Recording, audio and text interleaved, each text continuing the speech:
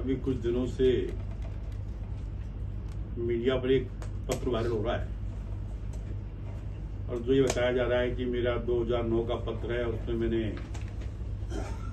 MDA को ये कहा कि अमुक संस्था को जो है मस्जिद के लिए कोई स्थान आवंटित कर दिया गया। और प्रथम दृष्टया अगर इसको पत्र को कोई देखेगा तो बिल्कुल सही समझेगा, क्योंकि जब मुझे दिखाया गया एक बार मैं भी चक्कर में आ गया कि ये पत्र बना कैसे। जब मैं कैबिनेट से नीचे आया तो एक मुझे मीडिया की बच्ची ने दिखाया, फिर मैंने दिमाग पर जोर डाला। मैंने कहा मैं ऐसा काम जीवन में कभी नहीं कर सकता हूँ। मैंने कहा मैंने कुछ नहीं लिखा।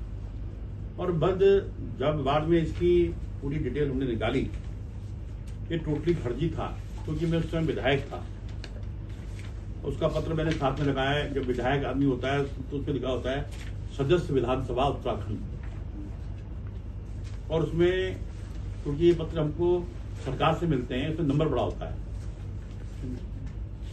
जिस व्यक्ति ने भी ये कॉन्स्पिरेसी की, उसके दिमाग में ये नहीं आया कि मैं बना तो रहा हूं, उसने एक दो पत्र में छाप दिया उत्तराखंड शासन, क्योंकि शासन जो है या तो विधानसभा में इस्तेमाल होता है या सचिवालय में इस्तेमाल होता है। और दूसरा, उसने जिस पैड का इस्तेमाल किया, ये ग्रीन पैड है, उसमें जो हम टीका टिप्पणी लिखते हैं उसमें एक पट्टी होती है, ये इसमें दिखाई दे रही है।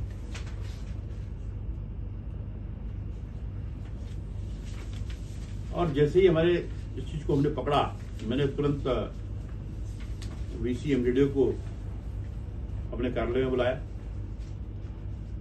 और मैंने उनको सूचित किया कि अगर इस पत्र के आधार पर आपने कोई कार्रवाई की है। उन्होंने कहा इस पत्र के आधार पर कोई कार्रवाई हमने नहीं की, वो विषय अलग है, लेकिन इस टाइम माहौल ऐसा चल रहा है तो उसने इस पत्र को निकालकर सोशल मीडिया पर उसको वायरल किया, जिसकी वजह से मेरी व्यक्तिगत छवि को नुकसान हुआ है।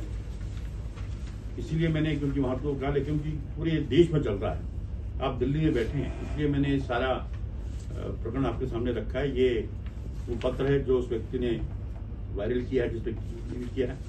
और ये मेरा 2009 में जब मैं एमएलए था, ये तब मेरा का लेटर है। इसमें कहीं भी कोई समानता नहीं है। इसकी और भी जांच चल रही है, तो कोई ऐसा, लेकिन बहुत छोटा विषय था, लेकिन बहुत गंभीर विषय है।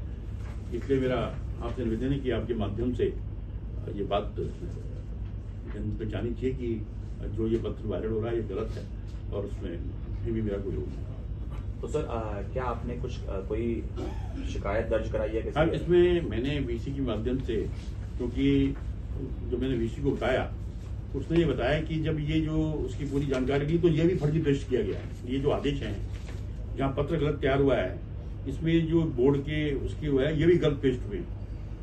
इसकी जांच हो रही है और जांच होने के बाद उस पर एफआईआर होगी और उसके बाद जो भी कानून के तहत कार्रवाई उस व्यक्ति के खिलाफ की जाएगी।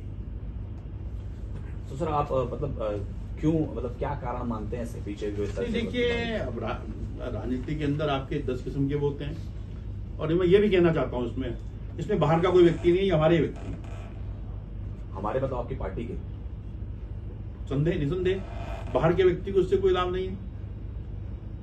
ये जो मुझे नुकसान करने का प्रयास किया जा रहा है, ये अपने व्यक्ति हो सकते हैं, तो मुझे लगता है कि बाहर के व्यक्ति का इससे कोई लाभ नहीं है। मेरी छवि पूरा खराब करके बाहर के व्यक्ति का कोई लाभ नहीं होने वाला। और मान लिया किसी को कुछ लगता है, लेकिन मैंने पूरे अपने संसद मंत्री और हमने भी अपने स्तर पर इसको वायरल किया है।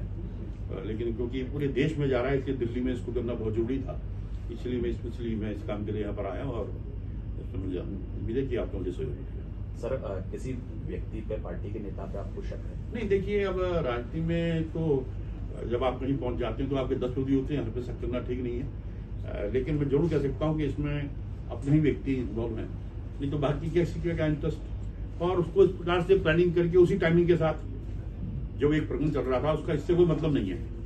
एक किसी संस्था को मकान आवंटित हुआ, उसने उसका इस्तेमाल मस्जिद के रूप में करना शुरू कर दिया। प्रशासन ने संज्ञान लिया, उसको कहा कि टाइम दिया, उसको आपने रहना तो रहिए, इसको स्वरूप बनाइए, उन्होंने कर दिया। उसी टाइमिंग में इसको वायरल करना तो मेरी छवि को एक खराब करने का प्रयास है, इसलिए मैंने आपसे बात की। सर, क्या इसको लेकर संगठन या